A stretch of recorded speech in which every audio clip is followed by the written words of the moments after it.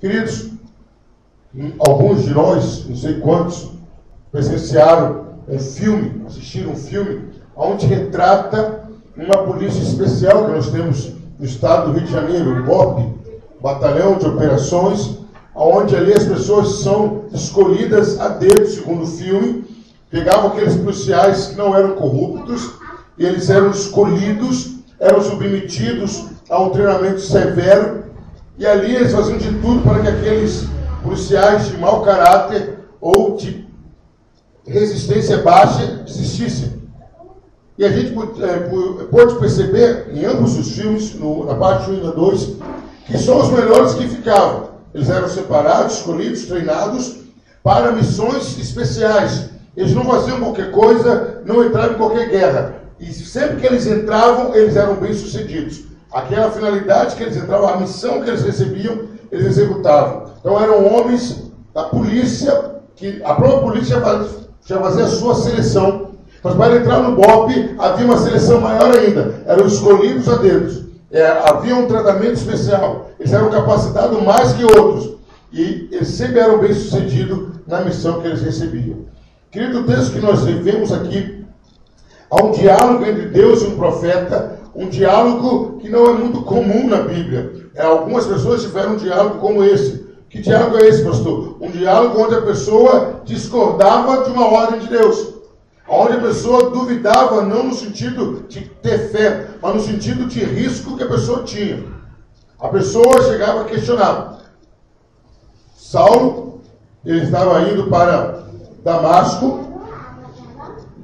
Saulo estava indo para Damasco com a intenção de trazer os seguidores de Cristo a qualquer preço, a qualquer custo, preso, para ser morto, para qualquer que fosse a coisa. E na ida de Paulo a Damasco, já vou deixar algo gravado aqui, Saulo e Paulo, queridos, não foi que Jesus mudou o nome dele, não. É o mesmo nome. Tem pessoas que falam, assim como Deus mudou o nome de Abraão, mudou o nome de Jacó. Não, não é o caso.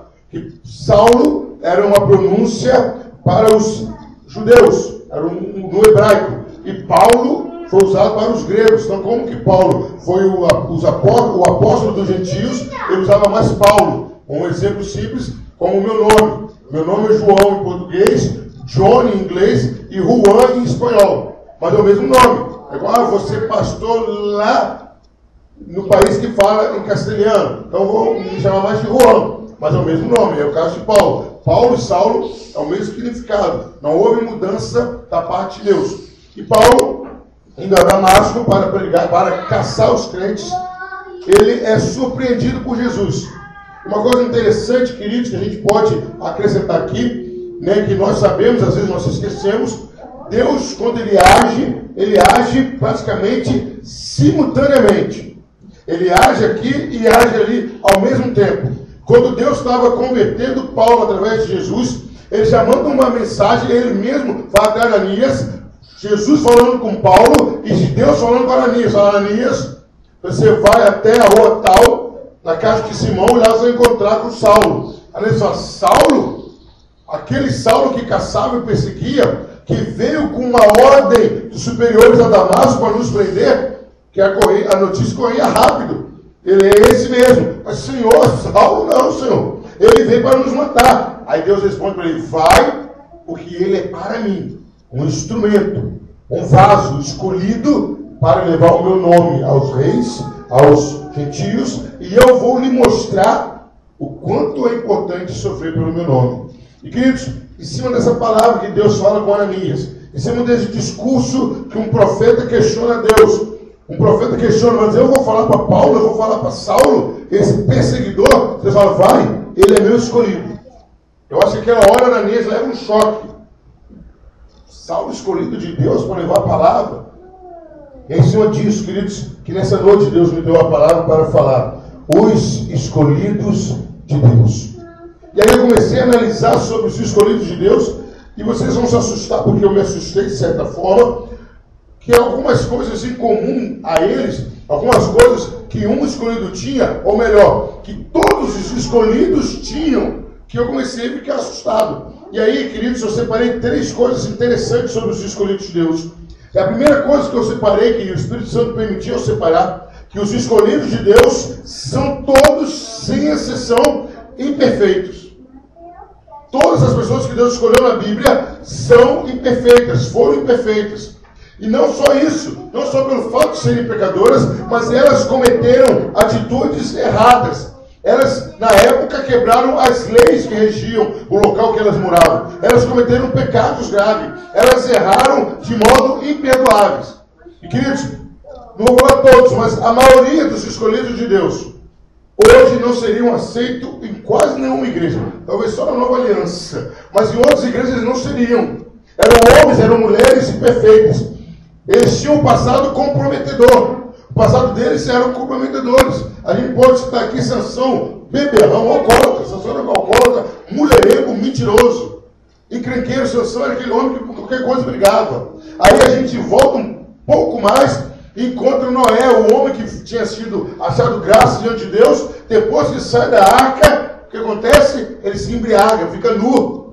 Aí a gente avança um pouquinho, encontramos Abraão, pai da fé, um baita mentiroso. Falou que a esposa dele era irmã por 2 vezes e colocou em risco tanto Faraó como o Egito e colocou em risco Abimeleque e os seus homens também.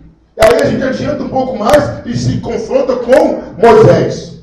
Ah, não, Moisés, tranquilo, não, Moisés simplesmente foi assassino e era foragido. Então eram homens que não só apenas eram imperfeitos, mas eram homens, queridos, que pecaram assustadoramente. Aí a gente acha lá em Atos, capítulo 13, versículo 22, que ele fala, tirou a Saul e colocou a Davi, homem, segundo o meu coração, que faria toda a minha vontade. E a gente olha o histórico de Davi, a gente só cita um erro de Davi, mas Davi era um homem terrível. Certa vez, Davi encontra com um homem chamado Nabal. E esse homem Nabal não dá água e pão para Davi. Sabe o que ele decide? Ele reúne os homens e fala, vamos matar Nabal agora. Vamos quebrar Nabal. Davi era isso, era Davi o culto. Davi, a Bíblia fala que Deus chama Davi de homem de mãos ensanguentadas. Prova disso, que Davi queria construir o templo e Deus falou o quê? Você não, Davi. Suas mãos estão sujas de sangue. Você não pode. Aí Davi, se não é Abigail, ele matava Nabal. Aí não parou por aí não. Davi foi um péssimo pai. Acontece um incesto na família e Davi não faz nada. Hoje em dia era capaz de estar mais mal, Davi não faz nada. O seu filho é mal criado, Absalão, e Davi não faz nada.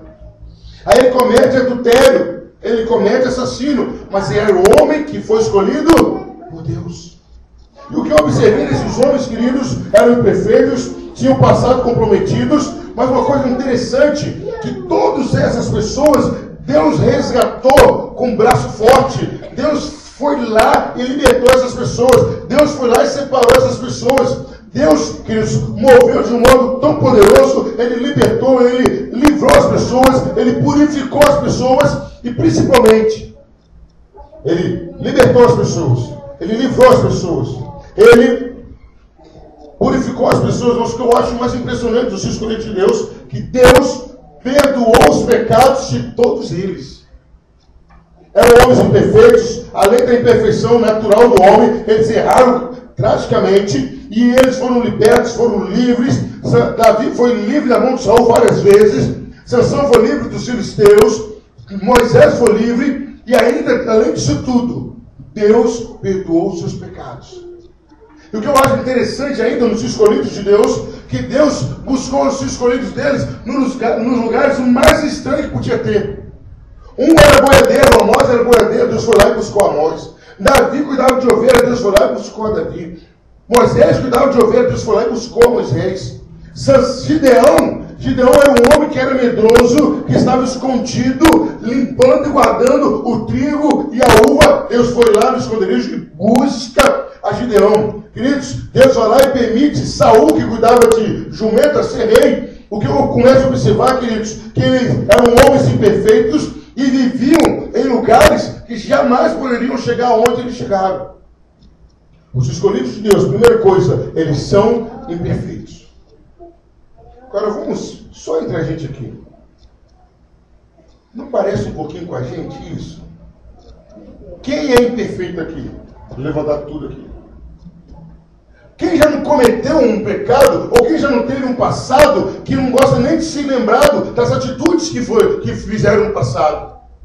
Somos os escolhidos de Deus, assim como Deus escolheu aqueles homens, aquelas mulheres imperfeitas, que lá em Hebreus capítulo 11, são chamados de heróis, mas um dia eles foram bandidos.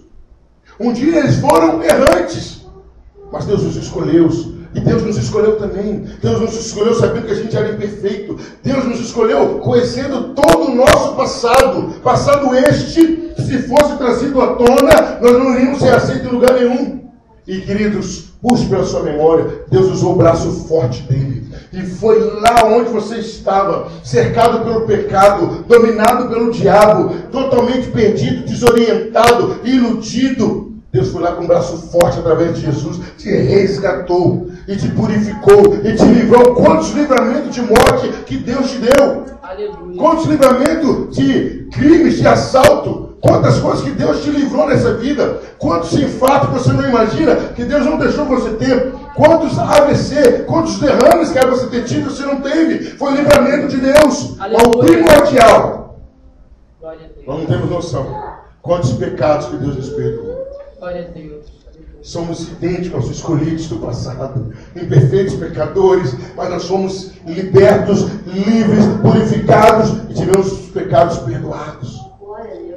E se você puxar pela sua memória, olha aonde você nasceu, olha a estrutura familiar que você teve, e Deus foi lá, te buscou e falou: você é meu, você é minha, você é meu escolhido, você é minha escolhida. E detalhe, a sua família, seus conhecidos não davam e não dão e não deram nada por você. Fulano? Fulana? Não, era esse, era você, fui eu, somos nós que fomos os escolhidos de Deus. Amém, igreja? Amém. Primeira coisa que eu percebo dos escolhidos de Deus são imperfeitos. A segunda coisa que eu vejo dos escolhidos de Deus, que eles passam a ser capacitados por Deus. Eles recebem ou aprimoram suas habilidades. Eram homens que não sabiam de nada. Quem era Davi para governar um país? Quem era Moisés para governar uma libertação? Quem era Sansão para ser juiz? Quem era Samuel para ser um exemplo de profeta? Quem era Esther, uma órfã de pai e mãe, criado pelo primo, para virar uma grande rainha? Eram pessoas que não tinham capacidade, habilidade nenhuma, mas por serem escolhidos de Deus, eles foram capacitados pelo próprio Deus. Aleluia. Queridos, nenhum teólogo, nenhum pastor do nosso tempo, com toda a tecnologia, com toda a televisão, a mídia, a internet, fez o que um semi-analfabeto fez. Num dia, um semi-analfabeto ganhou 3 almas para Jesus. No outro dia, ele ganhou mais 5.000 almas para Jesus. Eu estou falando de Pedro. Pastor, ia ser semi-analfabeto, pescador, e aprender a ler aonde? Ia ser um letrado aonde? Queridos, é isso que Deus faz. Deus pega os seus escolhidos que não sabem, que não podem, que não são capazes e capacita-os. É aquela frase, aquela expressão que a gente ouve muito e acredita pouco. Não é verdade? A gente ouve muito e acredita pouco. Deus não chama os capacitados, mas capacita os chamados. Deus não escolhe os capacitados, mas capacita os escolhidos. A gente ouve tanto isso, às vezes até fala, mas nós não acreditamos que nós, os escolhidos, seremos capacitados por Ele. O que eu não sei, Ele me ensina. O que eu sei defeituoso, Ele corrige. E Ele vai aprimorando, Ele vai aperfeiçoando. E chega um ponto, queridos, que a gente faz coisas que a gente nem imagina que a gente podia fazer. E essa capacitação que Deus dá, não é nos colocando sentado na escola e começando a nos ensinar. Não. Sabe como Deus nos capacita? Ele começa a nos treinar. Pastor, como que é o treinamento de Deus? Como que é esse treinamento? Você sabe disso. É com vento. É com prova, é assim que Ele nos treina, é assim que Ele nos capacita. É cada vez que a prova vem, aí eu vou plagiar, vou parafrasear o nosso irmão Lázaro, porque a escola do Senhor é o deserto. É no deserto que Ele nos ensina, é no vento que Ele nos ensina, é quando estamos no barco e o barco está na tempestade forte, é ali que Ele nos ensina que Ele é o Deus do vento, Ele é o Deus do mar, Ele é o Deus da natureza. É assim que Ele nos capacita, é através de provas, é através da nossa unção que recebemos, é através de ensino. Queridos, nós somos escolhidos de Deus, imperfeitos sim, falhos sim, limitados sim, mas nós somos capacitados por Ele. nós começamos a receber uma unção especial, começamos as nossas atividades, as nossas habilidades começam a ser aprimoradas pelo Espírito Santo que habita em nós. Aleluia. Os escolhidos de Deus são imperfeitos. Os escolhidos de Deus são capacitados por Deus. Mas, queridos, o que eu acho interessante dos escolhidos de Deus, o terceiro ponto que Deus me deu, eu achei brilhante. Aí comecei a analisar, Deus me deu alguns personagens da Bíblia. Noé, beberrão, foi de toda uma cidade, foi o único que Deus deixou graça, Deus chamou, Deus capacitou a Noé, queridos. Alguns estudiosos dizem que a arca que Noé construiu equivale a 11 campos de futebol, um emendado no outro. Estou falando campo de futebol, mas na verdade eles dizem que seriam 11 maracanãs, o maior campo do mundo. Agora imagina 11. O homem fez uma arca. O homem não era arquiteto, o homem não era carpinteiro, mas ele aprendeu. E aí, queridos, eu percebi que Deus chamou Noé para uma grande construção. Deus chamou Noé para uma grande salvação. Noé foi usado por Deus para salvar uma geração. Aí eu vejo Abraão, queridos. Deus chama Abraão, um homem rico, larga tudo. Deus chama Abraão para fazer uma grande nação, para fazer uma grande história. Aí eu vejo, queridos, Moisés foi chamado, foi tirado de lá para promover uma grande libertação. E tudo que esses homens foram chamados para fazer, eles foram bem sucedidos. Eles conseguiram fazer. Noé terminou a arca, salvou os animais? Sim ou não? Sim. Abraão conseguiu formar uma grande nação? Sim. Moisés conseguiu fazer uma grande libertação? Sim. Aí a gente vai lá para Esther, a rainha Esther, escolhida uma órfã, sem pai, sem mãe, criada em outro país, longe dos seus costumes. E ali, queridos, Deus usa Esther para fazer um grande livramento. Seria a maior chacina da época, porque os judeus estavam condenados a serem agredidos, roubados, saqueados e não poderiam resistir. E cada um que matasse o judeu ficaria com o bem dele. Deus usa Esther e traz o livramento. Aí inverte a situação. Foi a maior chacina que os judeus naquela época fizeram. Esther foi separada para fazer um grande livramento. Ela fez o grande livramento? Fez. Aí, querido, a gente encontra Neemias. Neemias, um homem que era meramente um copeiro. Lógico que naquela época o copeiro tinha um outro peso, tinha importância, mas ele era um copeiro. Mas Deus chama Neemias para fazer uma grande reforma. A gente não está falando só do muro que ele reformou, mas se você olhar o livro de Neemias, ele reforma o muro, ele reforma a vida social, ele reforma a vida espiritual de Israel. Foi uma reforma geral que ele fez para os judeus, na vida dos judeus. E Deus chama Paulo para uma grande missão. Os judeus não queriam pregar o evangelho para os gentios, para os não-judeus. Os judeus eram muito nacionalistas. Eles queriam Jesus só para eles. Rejeitaram no começo, depois queriam Jesus só para eles. Deus pega Paulo e fala: Paulo, você não vai pregar para os judeus. Você vai pregar para todo mundo que não é judeu. E Paulo vai e prega. Paulo abre igreja em tudo quanto é lugar. Paulo anda de navio. Paulo, não tem como a gente calcular quantas almas que Paulo conseguiu ganhar com o seu ministério. Queridos, todo escolhido é chamado para uma grande obra. Repita comigo: todo escolhido. Está fraco, mas alto. Todo escolhido é chamado para uma grande obra. E ele consegue fazer a grande obra. Fala comigo. E ele consegue fazer uma grande obra. Ei, meu querido, minha querida. Você foi chamado para uma grande obra. Eu não sei se Deus vai te usar salvando pessoas. Sei como Deus usou Noé.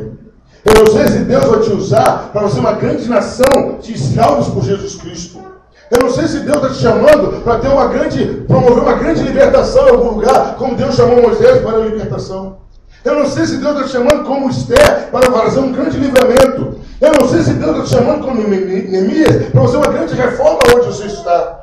Eu não sei se Deus está te chamando como Paulo para fazer uma grande missão. Mas eu sei que Deus te chamou para fazer uma grande obra. Amém, igreja? Amém. Você é uma escolhida de Deus para realizar uma grande obra. Se é libertação, eu não sei. Se é livramento, eu não sei. Se é salvação, eu não sei. Se é reforma, eu não sei. Se é trazer a paz das nações, eu não sei. Mas é uma grande obra. E pelo chamado de Deus, e pelo propósito de Deus, pelo plano de Deus, todos aqueles que são escolhidos para uma grande obra, eles terminam a vida fazendo uma grande obra.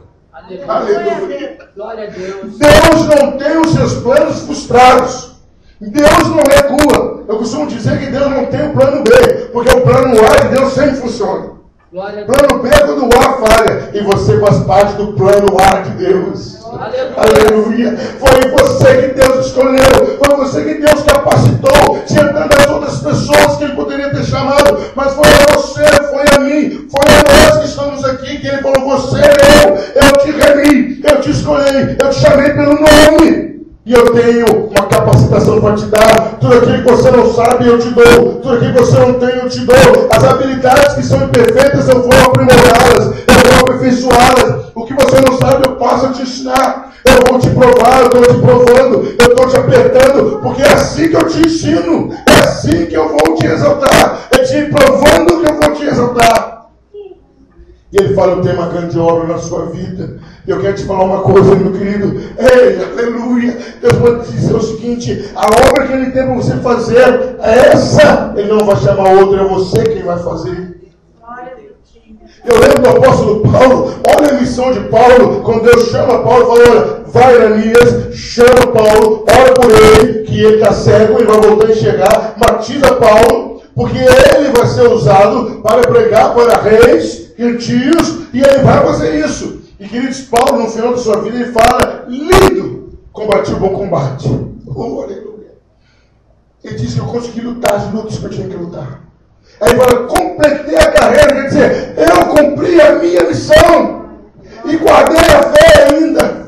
Ei, queridos, essas palavras de Paulo que Deus tem reservado para você. Deus quer que você fale, ou Deus quer que você mande gravar na sua lápide quando você vier a falecer: combati o bom combate, lutei contra a carne, lutei contra o pecado, lutei contra o diabo, venci, completei a carreira. Eu fui chamado para salvar vidas, eu salvei vidas.